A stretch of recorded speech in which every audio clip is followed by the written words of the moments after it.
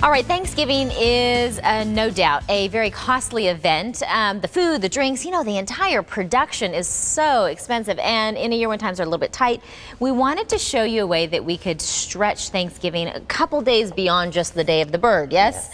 So I called on my friend, Chef Laura Slama, the owner of Celebrated Cuisine, to have some tricks in the kitchen.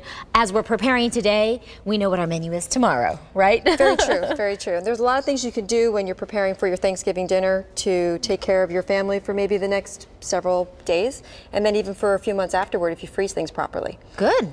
So, Good news, because we're stretching our dollar. Where do we start? Well, a couple different places. One, when you're making your Thanksgiving dinner, the one thing that's a really good idea is every time you pick up a vegetable and start to trim it and start to chop it, take anything that you would normally throw in the garbage and throw in a stock pot. Stir it with water and then bring it to a boil and simmer it for about 45 minutes. Now you have your own homemade vegetable stock and you're able to make your own soups and sauces with that. Oh. And you can freeze that for up to 3 months if you want to in little quart or pint containers.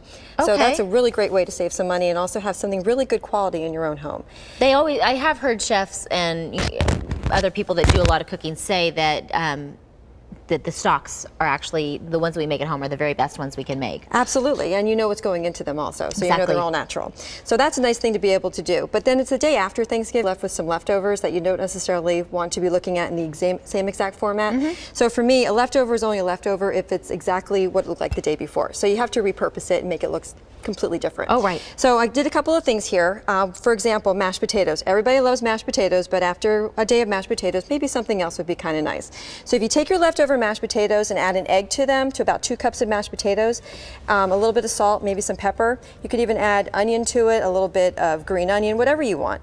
Parmesan cheese, Monterey Jack, whatever you have on hand. Bacon bits? Bacon bits. Bacon and potato. Let me think. That would work. Okay, so heat up a pan with a little bit of oil and some butter. That's what I have right here, and it's starting to smoke a little bit. The other ingredient I added to this is a little bit of panko. It's a Japanese style breadcrumb, and it adds just a little bit of texture.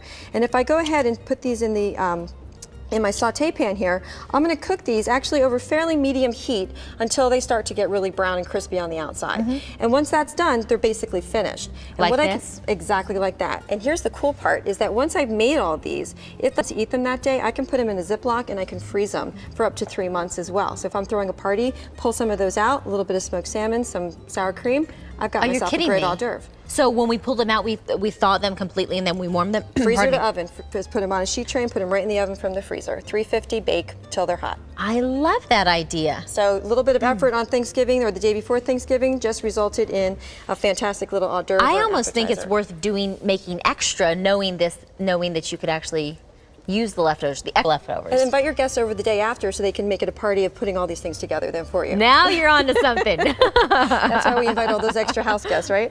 So the other thing I thought would be kind of fun is taking that turkey that we really don't want to look at as turkey and gravy again and make it into a tostada. We're here in the Southwest. We've got the best bounty we could ever hope for in our vegetables. So what I did was I took some black beans and I just mashed them up. I have some tostada shells. You can make these yourself by just baking off some corn tortillas, or if you want to, you can just buy them already made for you.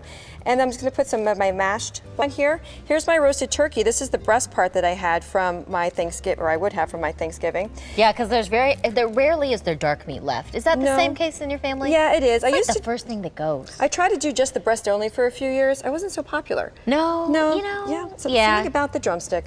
So I'm going to put some of that turkey breast though on this right here, and I'm going to top it with some diced tomato. And I didn't cook any of this yet, except for obviously the turkey's been cooked. What is this? That is sautéed sweet onion and Anaheim chili pepper. So, which is not too spicy, it's just spicy enough, which is great. So I'm going to add some of that. Would you like to do it? Sure. All right.